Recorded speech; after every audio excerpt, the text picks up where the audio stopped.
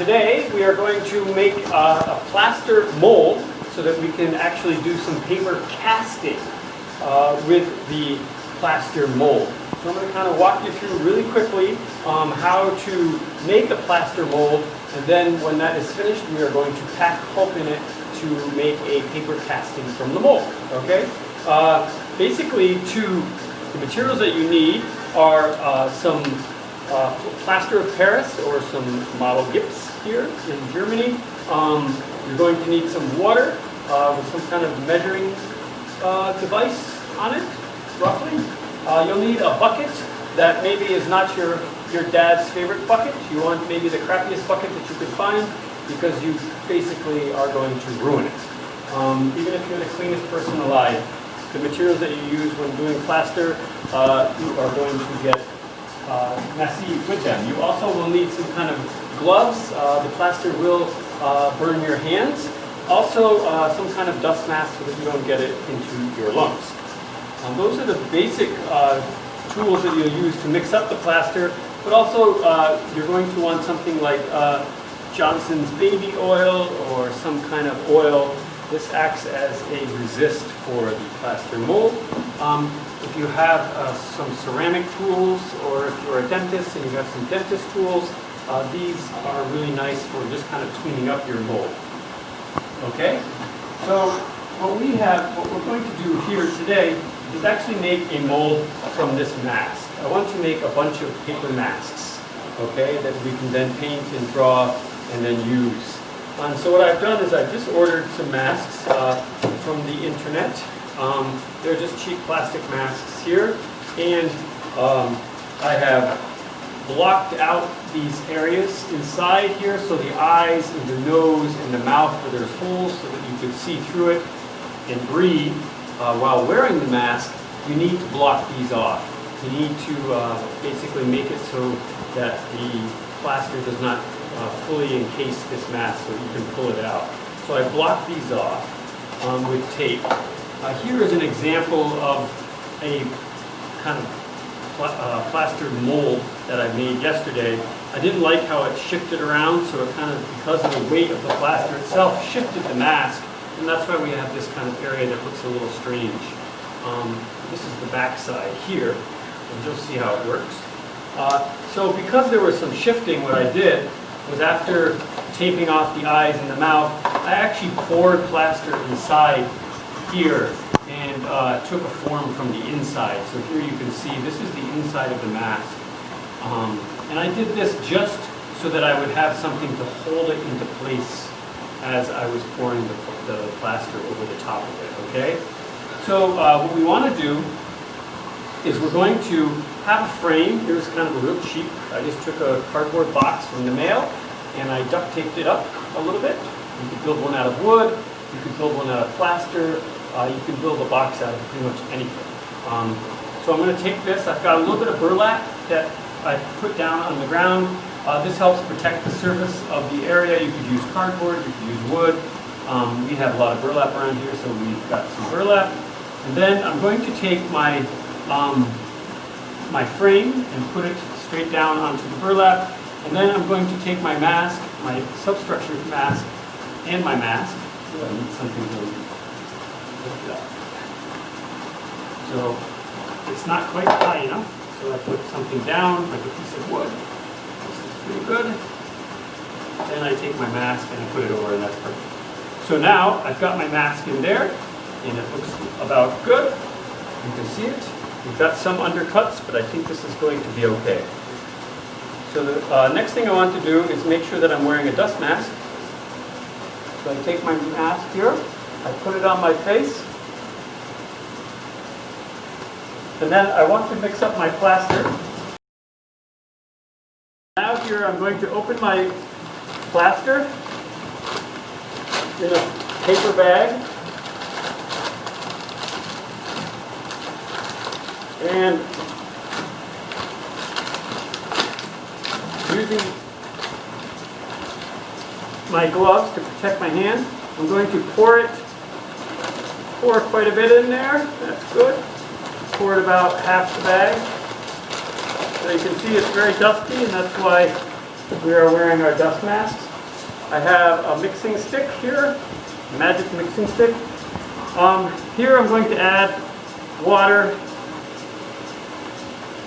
I think it calls for 1.5 kilos of gypsum or plaster to 1 liter of water. So I'm going to mix this up. So I just added, it was 3 liters, so I added 1.5 liters here. And that was 5, so that's 2 kilos, so it's about right. So now I'm going to mix it up.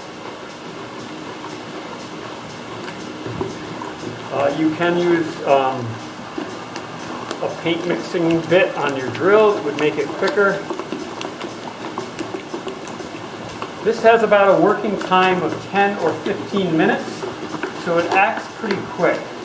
So you don't want to pour your water in and then take lunch and come back, because if you do, your plaster will be wasted. So I'm just kind of mixing it.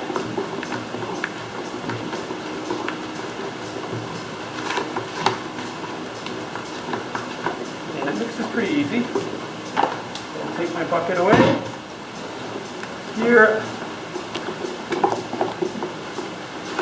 So after mixing it, I'm going to pour it into my frame. You can see it's getting thick. And so now I'm actually just going to pour it right over the surface of my mask. And I'm going to fill the entire area. I'm going to use my stick to try to pull out as much of this plaster as possible before it hardens, because it's easier to have it in the form than when I go to clean it up. So it's kind of looks a little bit like cake, and you have some time to work with it. It does have, it says on the bag, it has a working time of 10 minutes.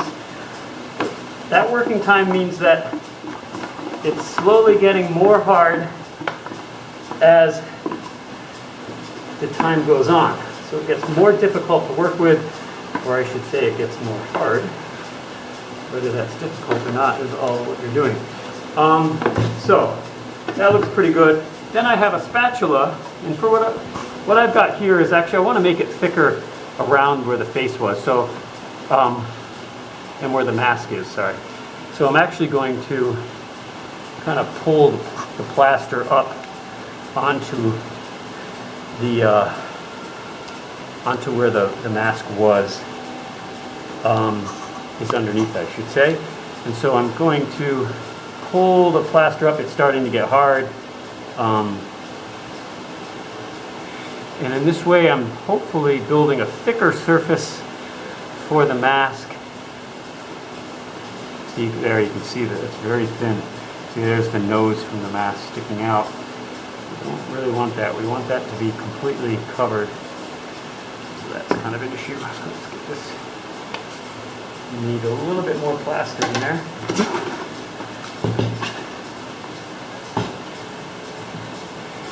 So it's kind of like putting icing on a cake.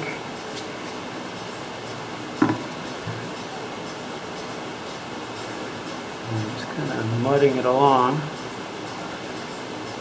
And it is really setting up fast now. I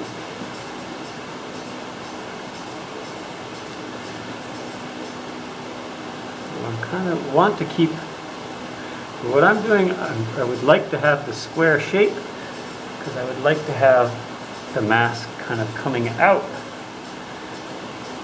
of the sheet of paper in the end.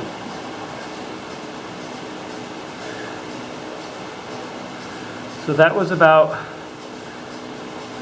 2.5 kilos of gypsum to 1.5 liters of water. So I want to make 10 of these, and I can figure out how much gypsum or plaster I need by calculating that. Here we go.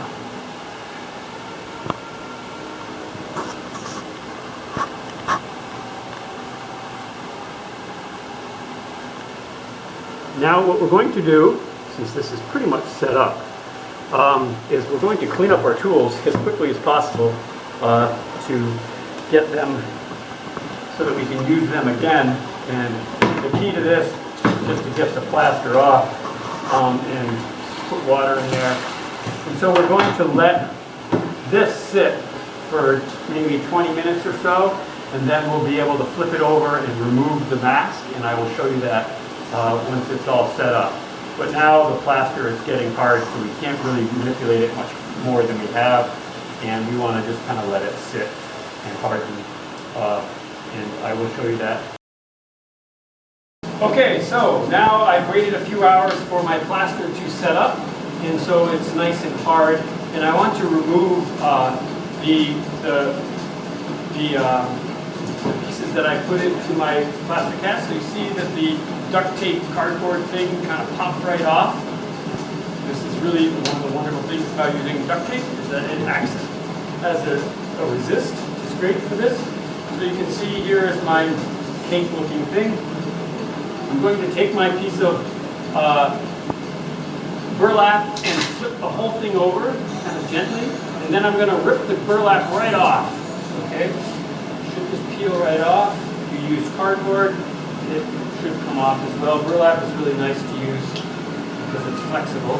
So now I had packed in some clay, and so I'm pulling out the clay. I had packed in clay basically. Here's my piece that we put underneath.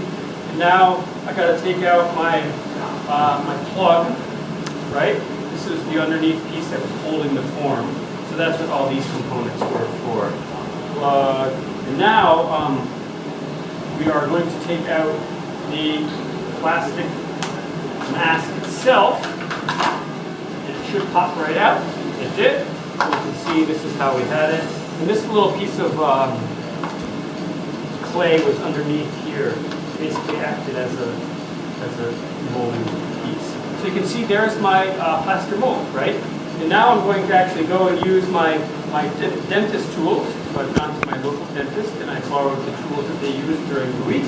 And I'm actually going to clean up some of this. It's good to clean this up before it gets too hard, because once the plaster is very hard, it's actually it's difficult to clean it up. I'm going to go around and kind of just bevel the edge a little bit here. It makes it easier for the paper. If you have any undercuts, like here's a major undercut, I'm actually going to kind of cut this out and really kind of just clean up these areas.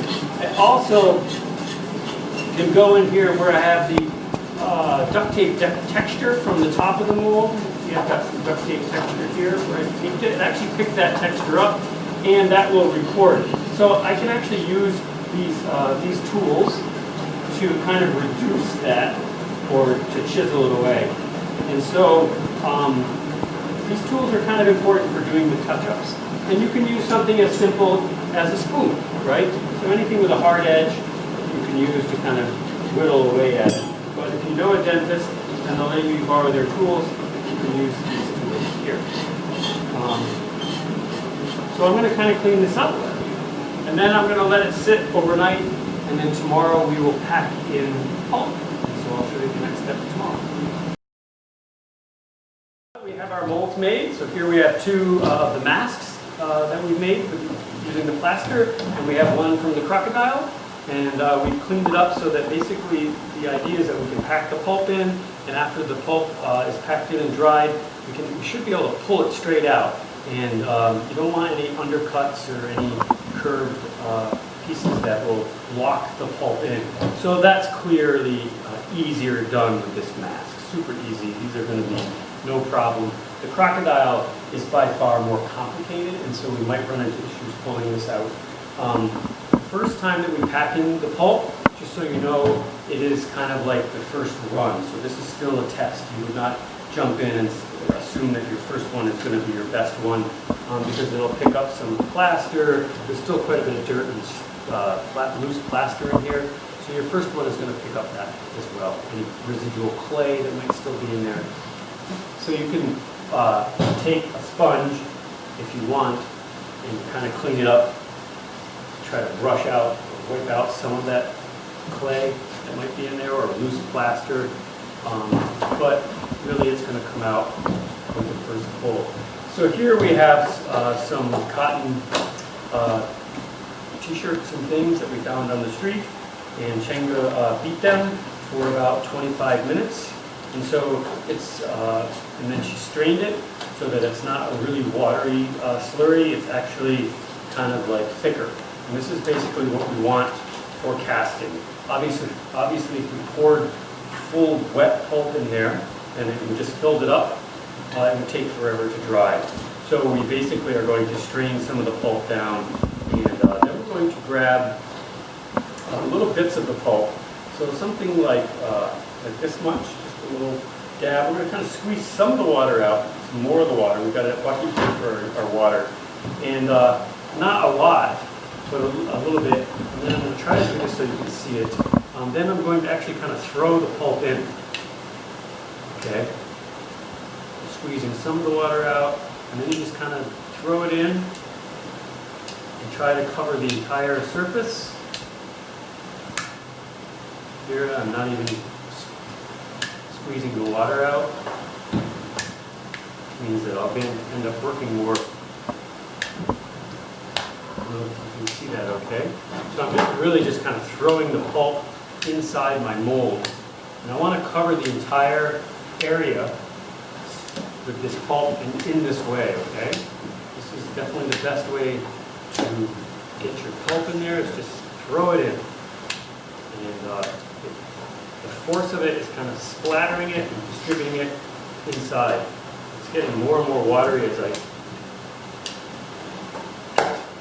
into this bucket here. And so there I have my face is pretty much covered, and I want to go to the edge.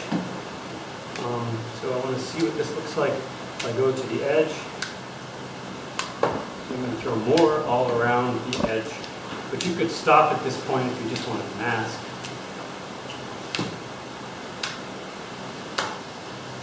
Again, I'm just throwing it.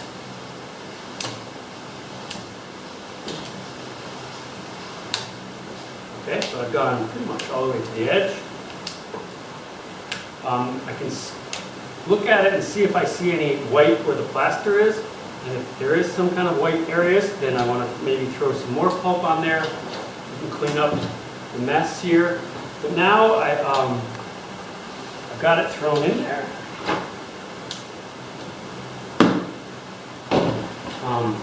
We did not seal this plaster. We just kind of went right with it. You could seal it with a polyurethane if you'd like, but we did not seal it. So the next thing I'm going to do, I'm trying to do this so you can see it, is I've got just a normal kitchen sponge. You use a bigger sponge if you want. But the key here is to take the sponge, and we're going to push it, starting in the center. We're going to push along and press the entire surface. So the sponge is a little bit small, but you can see I'm pulling the water off, and I'm also pushing the fibers closer together. So essentially I'm pressing the paper. This is important to do, and this part might actually take you up to 20 minutes or a half hour, because essentially you want to work over the entire surface until when you push in, you're not seeing any water. See how when I push in, there's a lot of water running? Well, you do this until there is no water. And so this actually can take some time. A bigger sponge is probably going to be a better choice than this little one. So I might go ahead and grab one. So we're going to see if this big one actually works. Oh yeah, it kind of does. I thought it might be too big. So we're kind of pressing over the surface. Yeah, the big one actually is good. And then squeezing out the water, pressing again, really kind of getting in there and pushing as much of that as I can down. By pulling out the water, all you're doing really is speeding up the drying, okay? And by pushing the pulp harder, you're kind of reinforcing the contact with the mold. So the more you press down, the better chances are that you'll get a good impression. Okay, so I think that's pretty good. I'm going to kind of now take this and put it in front of a fan, and we're going to let this dry overnight, and we'll be able to check this in the morning to see if it's dry. If it's winter time and you have some radiators, the best way to get these to dry is actually to put this right on top of an iron radiator and turn that puppy on and let the heat kind of basically dry this out. If you have a radiator and it's winter, it's a great time to do this. You can take your mold, put it on the radiator at night, and in the morning it'll be completely dry. You can pop it out and put another one in there. Okay, so with the radiator it works a lot better. But it's not winter, and so we're not going to put it on a radiator. We're actually just going to put it in front of a fan and let the air kind of dry it. We've let our pulp dry after sponging it, after packing it into the mold and letting it dry for a day and a half.